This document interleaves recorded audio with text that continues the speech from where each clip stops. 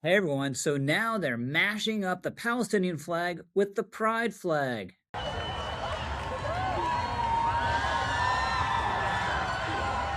I'm Rich Lowry of National Review, and that was a scene at the Seattle Pride March. Someone had created a combination of the Palestinian flag with the gay pride flag. This wouldn't seem a natural association, as has been pointed out many times before, given how gays are treated in the Palestinian authorities and elsewhere in the Muslim world. But it's a real thing, raising the question, why are the queers pro-Palestine? This was brought home by a viral incident couple days ago. Scott Wiener, the ludicrously progressive California state senator who's running to fill Nancy Pelosi's House seat, was at a trans march. He's gay and Jewish and got harassed by pro-Palestinian activists concerned that he wasn't quick enough to denounce Israel's military action in Gaza as a genocide. And this is what one of the activists, one of Wiener's harassers, shouted at him. You stopped being queer the moment you started supporting Israel, you piece of shit! It's worth noting, by the way, that Scott Wiener is one of the foremost advocates of radicalism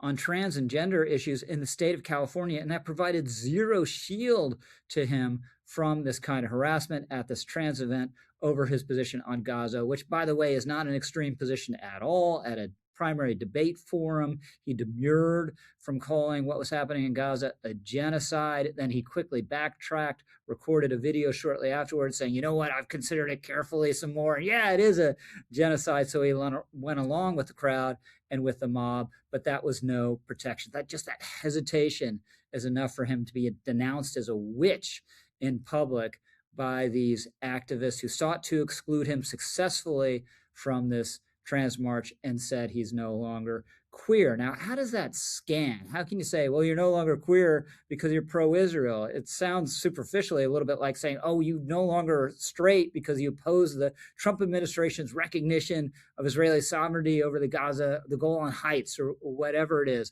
But this does actually make a lot of sense, unfortunately, because both the queer identity and being pro-Palestinian, pro-Hamas, they're transgressive and they're pushing back against and seeking to undermine Western norms. Now, I'm not saying this about all gay people, not at all. In fact, it's very notable at that event, the activists weren't saying Wiener to Wiener, you're no longer gay. They're saying you are no longer queer, a term and an identity, if you will, an overused word that is much more transgressive and has a whiff of a revolutionary sensibility about it. If you don't believe me, there was this gay writer who just wrote a piece about this in the New York Times. The author writes, queer is often used interchangeably with gay these days. The two words don't mean the same thing. Queer carries an adversarial charge that gay does not, and that charge has a specific intellectual lineage. In 1990, an activist group called Queer Nation published a manifesto exhorting gay people to call themselves queer. His rationale was that gay was a much brighter word and that queer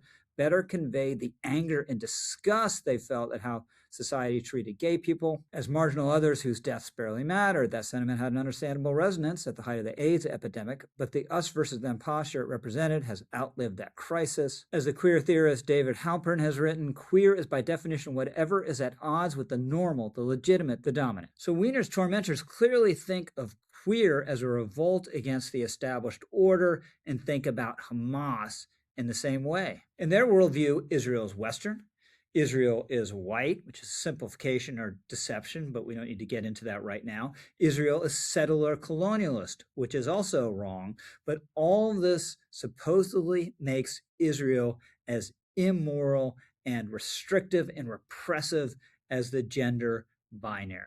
So for the left now, it makes as much sense to be woke and pro-Israel as it would have been back in the day to be woke in pro-apartheid era South Africa. Moreover, implicit in this verbal assault against Scott Wiener, which also had a little bit of a physical element as well, certainly physically intimidating, is the idea that he may not be queer anymore, but he's certainly still a Jew, a suspect status owing to its association with the state of Israel. This represents a major change in how the radical left considers Jewishness. It no longer betokens being an outsider and a victim. Instead, it means being an insider and an oppressor. It's no longer an identity at the outskirts of Western civilization. And instead, it's an identity at the very core of Western civilization, representing its very worst colonizing and racist tendencies. So Scott Wiener might be accustomed to considering his Jewishness as part of his intersectionality, something to put on his woke resume, but no longer. Now it means he's a member of a suspect class and will be treated as such. You do not belong here. You do not belong here.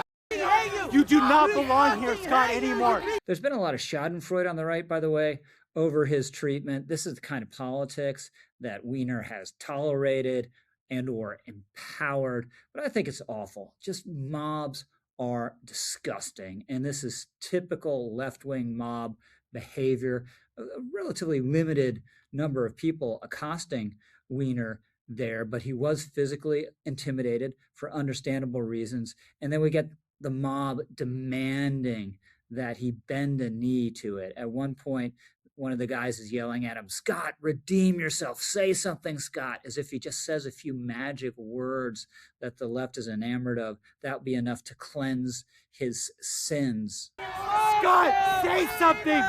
Redeem yourself. And then there's this. How could you do this to San Francisco? How could someone like you do this to San Francisco? Of course, it's completely absurd to suggest that what Scott Wiener says about the Gaza war, one way or the other, has any concrete effect on anyone in San Francisco, a place that's 7,000 miles from this conflict in the Gaza Strip. And it reminds you a little bit of the thinking on college campuses where people maintain that they're somehow physically harmed by speech, right? Here, Wiener's ideological sin is doing some sort of concrete damage to San Francisco. And then also there's just this fervor undergirding his assailants here. And this just goes again to how core the issue of being opposed to Israel is and being pro-Hamas is to the left.